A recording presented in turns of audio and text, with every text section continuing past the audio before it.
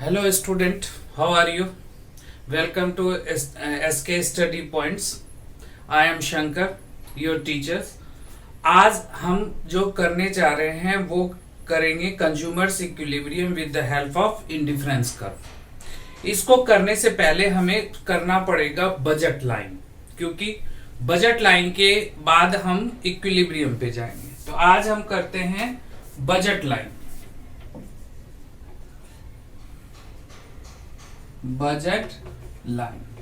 Budget line समझने से पहले हमें समझना पड़ेगा कि बजट होता क्या है। बजट के बारे में हमें जानना होगा कि बजट होता क्या है। बजट कह सकते हैं कि एक रियल इनकम है जो एक कंज्यूमर टू डिफरेंट गुड्स पे ऐसे खर्च करता है, जो उसकी इनकम होती है उसके अकॉर्डिंगली वो खर्च करता है, जिसमें कि उसके जितने भी इनकम है वो उसमें उस इनकम से वो उस चीज को खरीद सकता है।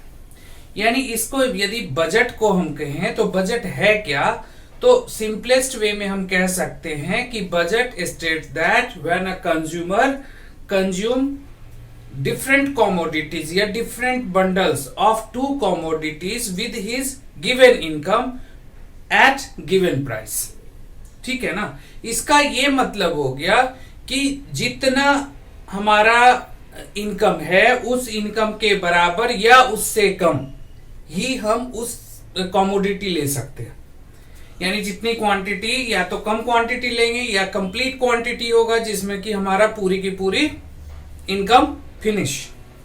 तो ये होता है बजट। अब इसी से बनता है बजट लाइन। तो बजट लाइन क्या हो गया, तो जैसा बजट है उसी के अकॉर्डिंगली बजट लाइन होगा। तो बजट लाइन का हम कहेंगे कि is the graphical presentation of two commodities bundles या different bundles of two commodities which a consumer can purchase with the help of his given income. जो उसका इनकम है उस इनकम से वो टू डिफरेंट कमोडिटीज को कंज्यूम करता है एक बंडल्स में। बंडल्स तो मैं लास्ट क्लास में आप लोगों को बता दिया हूं कि बंडल्स होता क्या। तो वो जो डिफरेंट खरीदता है वही होता है बजट लाइन। तो बजट लाइन में आप देखोगे कि ये बजट लाइन, इसको हम कहते हैं ग्राफिकल प्रेजेंटेशन ऑफ कॉम्बिनेशन, या इसी को हम कॉम्बिनेशन कह लो या बंडल्स कह सकते हैं, bundles of two goods which a consumer can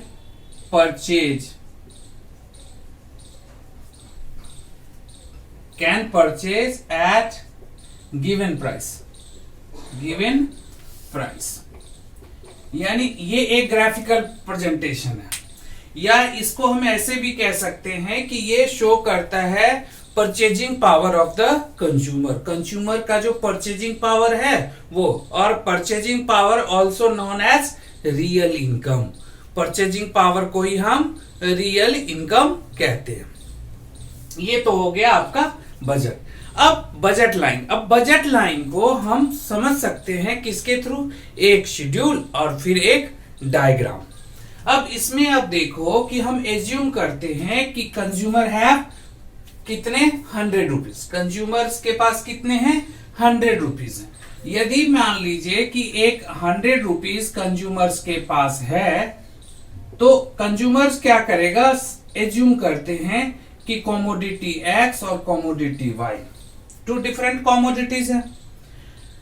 अब यदि मैं इसमें और एक चीज जोड़ दूं कि price of good X equals to ₹10 ले लो, और price of good Y equals to ₹20 ले लीजिए। और कंज्यूमर के पास इनकम कितने हैं, 100। उसके पास रियल इनकम यानी कि purchasing power of the consumer is 100 rupees. अब उस 100 रुपीज से वो या तो जो मैं बनाने जा रहा हूं उस बंडल्स में से कोई भी एक बंडल को खरीद सकता है या उससे कम, लेकिन उस बंडल से ज्यादा वो क्वांटिटी दोनों ही कॉमोडिटीज का नहीं कंज्यूम कर सकता। क्यों नहीं कर सकता?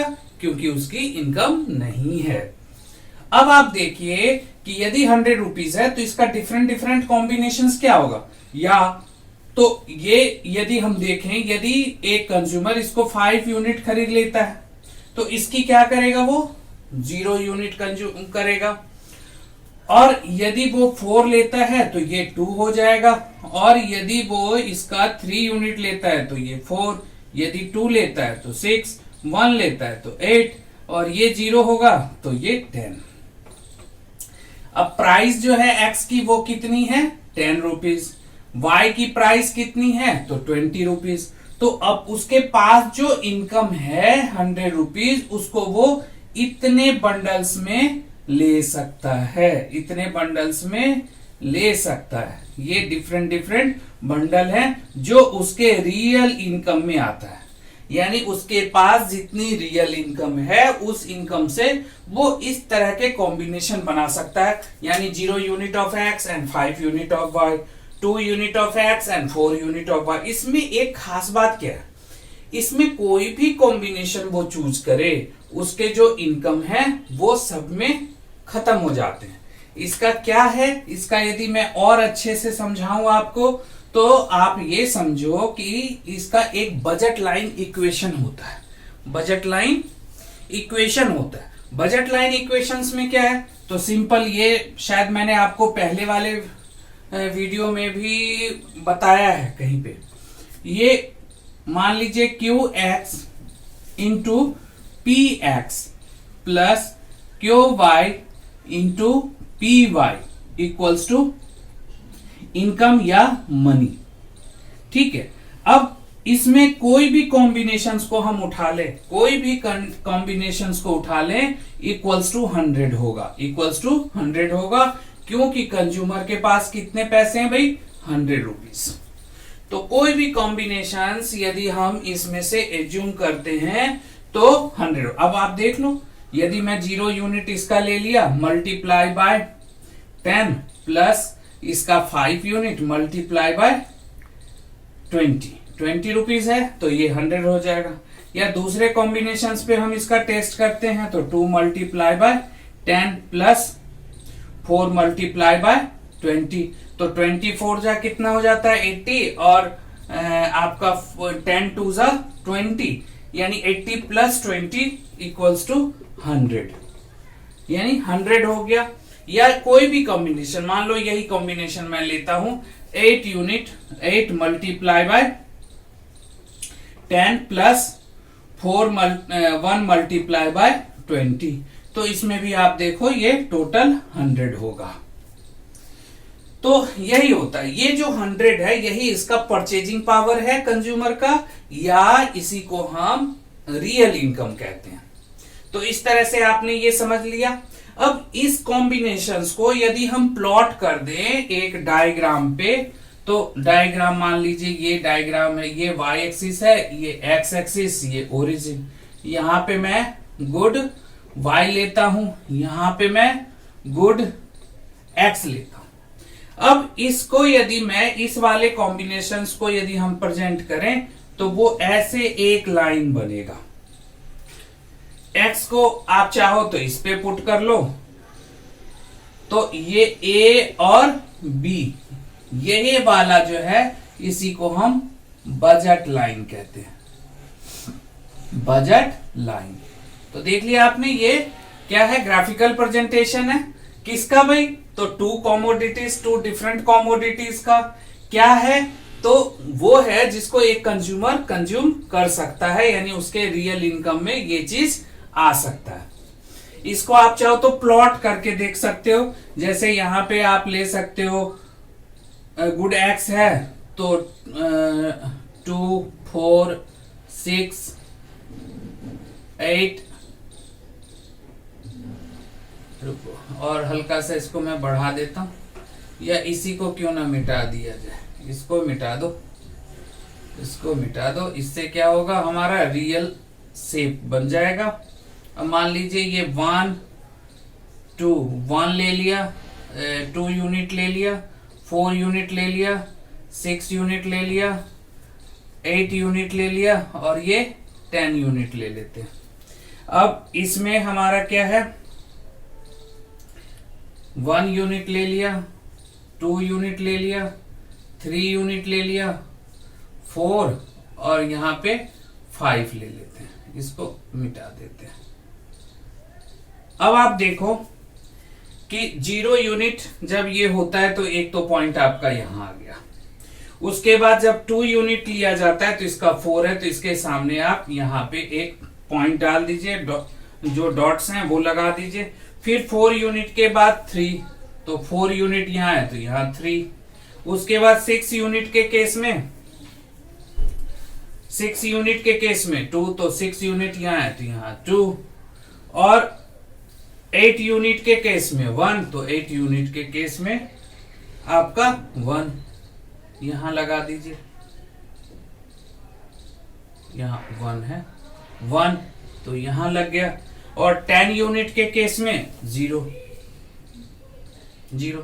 तो ये जो लाइन बनेगा, ये स्ट्रेट लाइन, ये यहां पे आना चाहिए, यहां, और ये 4 है तो ये यहां आएगा, 6 तो ये यहां और यहां, यानी ये वाला पॉइंट ऐसे मिलके ऐसे ऐसे इसको ज्वाइन करोगे तो ये एक ए और बी आपका बजट लाइन हो गया। तो इसी को हम बजट लाइन कहते हैं, इसको हम क्या कहते हैं, बजट लाइन। तो ये आपका हो गया बजट लाइन। अब हम बजट लाइन में और चीज देखने जा रहे हैं, क्योंकि इसमें हमारा हो गया कि हम इसका रोटेशंस देखेंगे और इसका शिफ्टिंग देखेंगे, और उसके बाद हम आपको कंज्यूमर्स इक्विलिब्रियम आपको बताने जा रहे हैं। अब हम देखते हैं रोटेशंस। रोटेशंस हो सकता है, रोटेशंस क्या हो सकता है, मान लीजिए कि जैसा मैंने आपसे कहा कि गुड एक्स है हमारा, इसकी हमने प्राइस क्या ली थी, ₹10, और गुड वाई की हमने क्या ली, 20। ठीक है। अब आप देखो कि यदि मैं ये कहूं कि चाहे गुड एक्स की या गुड वाई की, किसी की भी प्राइस कम हो सकती है या ज्यादा हो सकती है। तो एक बजट लाइन में आप ये देखिए कि ये यदि मैं ले लिया वाई एक्सिस और ये एक्स एक्सिस, ये ओरिजिन, यहां पे मैं ले लेता हूं गुड वाई और ये ले लेता हूं गुड एक्स। अब आप देखिए कि मान लीजिए कि ये एक बजट लाइन है ए बी। अब क्या है कि हम एज्यूम करते हैं गुड एक्स प्राइस फॉल, तो now consumer can purchase more unit of good x. तो क्या होगा, ये रोटेट कर जाएगा, ऐसे हो जाएगा। इसको आप चाहो तो डॉटेड लाइन में आप ले सकते हो, ऐसे डॉटेड में आप चाहो तो इसको डॉटेड में आप ले सकते हैं। अब ये क्या हो गया, B1, यानी ये जो इंक्रीज हुआ है ये होता है ड्यू टू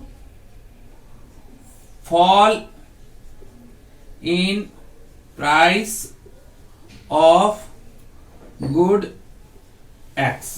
गुड एक्स के प्राइस फॉल होने से ये क्या हुआ, राइट वर्ड मूव कर गया, रोट कर गया, क्योंकि इसका ये वाला जो पॉइंट है वो तो फिक्स है, यानी इसको तो वो कंज्यूमर गुड बाय का जितना यूनिट, क्योंकि गुड बाय के प्राइस में तो कोई चेंज नहीं हुआ, तो जितना पैसा गुड बाय पे लगा रहा था कंज्यूमर उतना ही लगा रहा। गुड एक्स के प्राइस फॉल होने से now consumer can purchase more unit of good x. अब जब प्राइस फॉल हो सकता है, प्राइस के फॉल होने से वो ज्यादा लिया, तो प्राइस इंक्रीज भी तो हो सकता है। तो when the price of the good x increases, जब प्राइस इंक्रीज कर जाएगा किसका, गुड एक्स का, तो क्या होगा, ये लीजिए मैं डॉटेड ले लिया, डॉटेड लाइन, तो ये हो गया मान लीजिए B0। तो ये जो लेफ्टवर्ड शिफ्ट होता है ये होता है due to increase in price of good X. ये इधर की ओर कब मूव करेगा? जब प्राइस गुड एक्स का इंक्रीज कर जाएगा। तो क्यों इंक्रीज करने से क्यों होगा? तो भाई अब कंज्यूमर क्या करेगा? लेस क्वांटिटी ही कंज्यूम कर सकता है, इसलिए ये क्या होगा? इधर लेफ्टवर्ड मूव कर जाएगा और same quantity of good by consumer will purchase. जब x के साथ ऐसा हो सकता है तो y के साथ भी हो सकता है कि y का भी प्राइस फॉल कर सकता है, y का भी प्राइस इंक्रीज कर सकता है। तो एक डायग्राम ये देखते हैं, ये देखिए, ये y एक्सिस हो गया, ये x ऐसे, ठीक है। ये ओरिजिन है आपका ये, और यहां पे मैंने क्या लिया? गुड y, और यहां लिया हमने गुड x।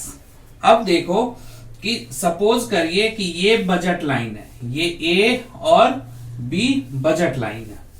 अब क्या होता है कि price of good y fall, तो in this case consumer will consume more unit of good y। तो ये हो गया आपका A डैश।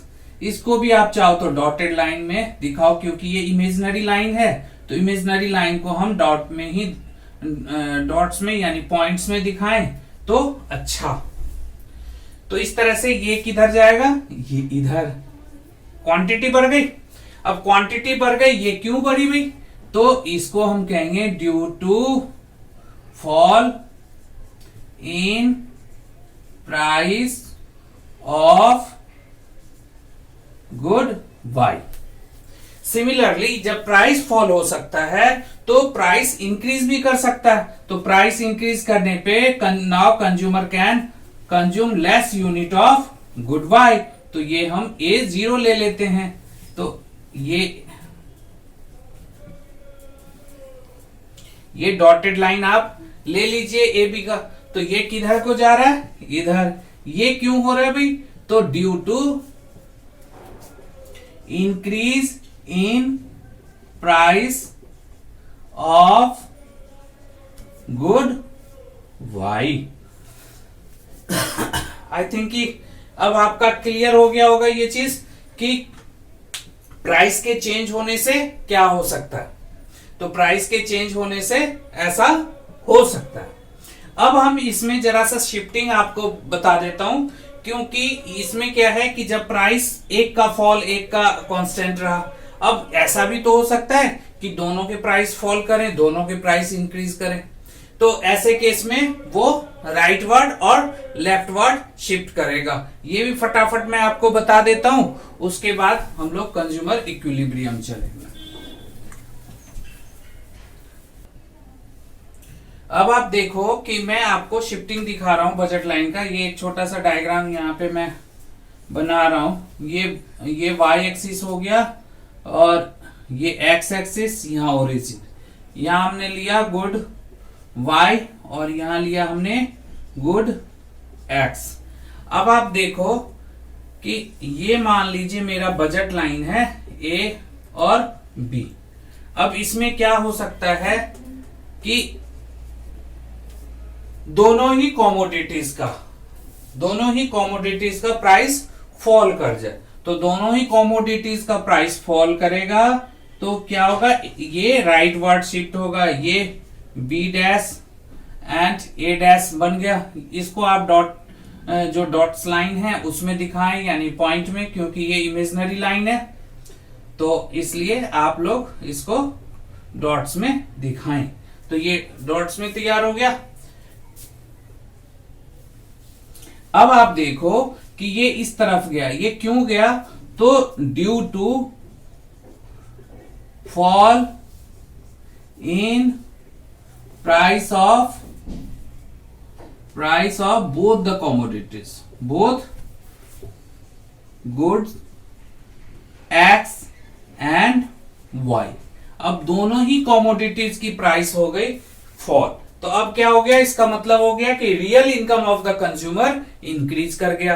अब रियल इनकम जब कंज्यूमर का इंक्रीज कर जाएगा तो now consumer can purchase both the commodities more quantity, यानी दोनों ही उनका बजट अब बढ़ गया, दोनों के क्वांटिटी अब वो ज्यादा ले सकता। अब जब प्राइस फॉल हुआ तो प्राइस इंक्रीज भी हो सकता है। तो इंक्रीज होने के केस में ये एक ऐसे बजट लाइन होगा, ये हो गया A0 ले लेते हैं और B0 ले लेते हैं, इसको भी डॉट्स में आप दिखाएं।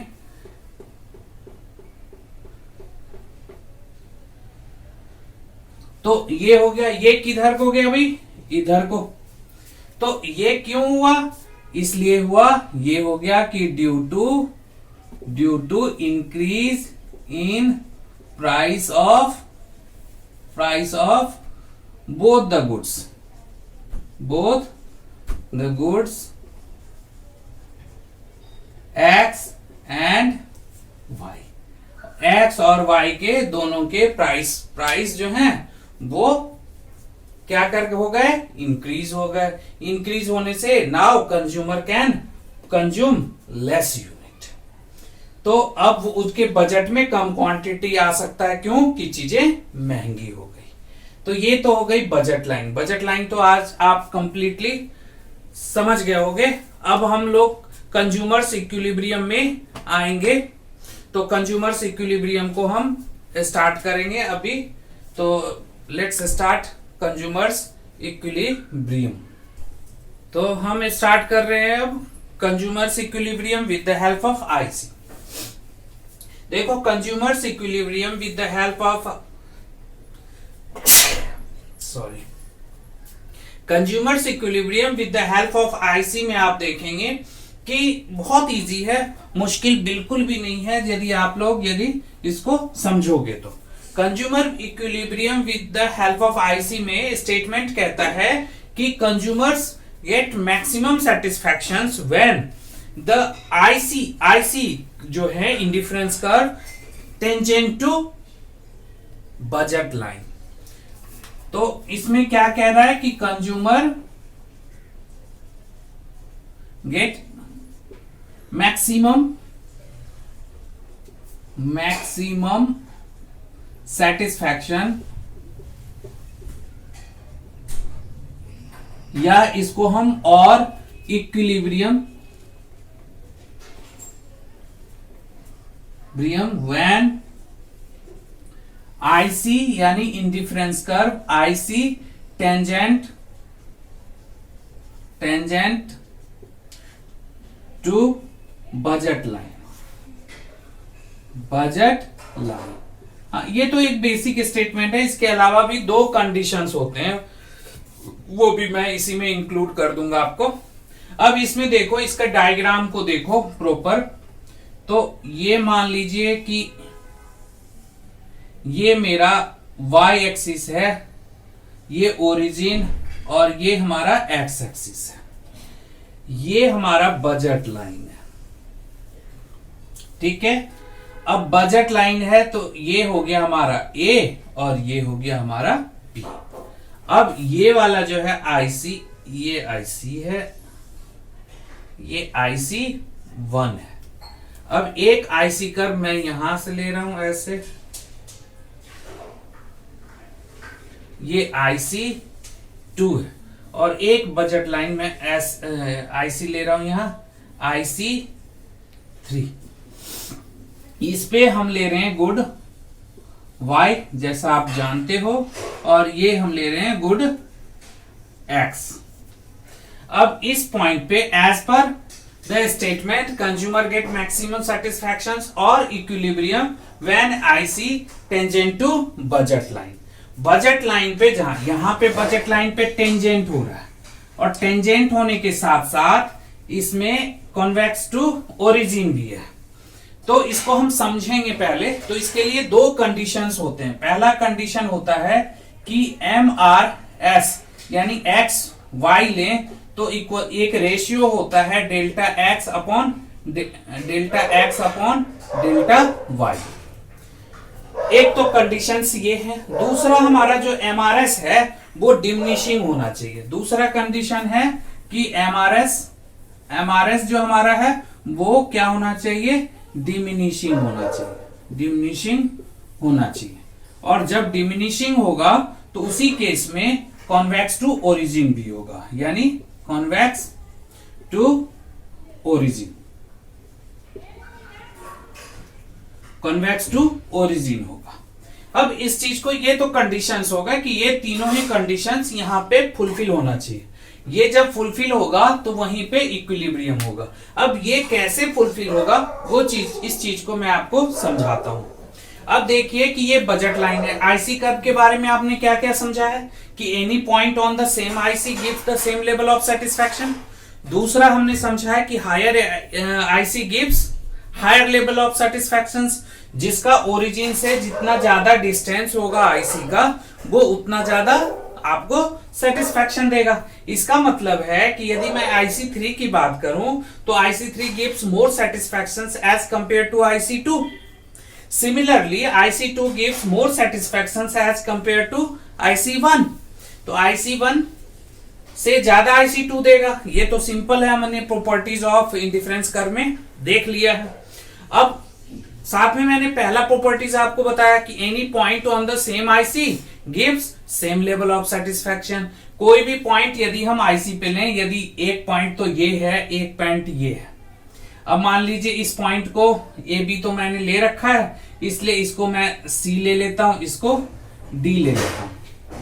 अब सी और डी क्या है, एक ही बजट लाइन पे है, एक ही बजट लाइन पे है और साथ ही साथ वो एक आईसी पे है। यानी कंज्यूमर यहां कंज्यूम करे या यहां पे कंज्यूम करे, उसको लेवल ऑफ सेटिस्फैक्शन क्या होगा, सेम होगा, लेवल ऑफ सेटिस्फैक्शन सेम होगा।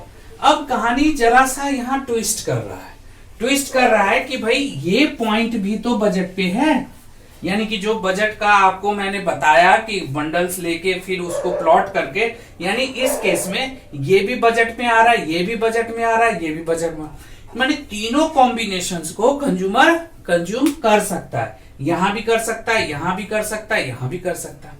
अब कहानी है कि कंज्यूमर गेट मैक्सिमम सेटिस्फैक्शंस और equilibrium when IC tangent. Tangent का मतलब होता है टच करते हुए किसी चीज को निकलना।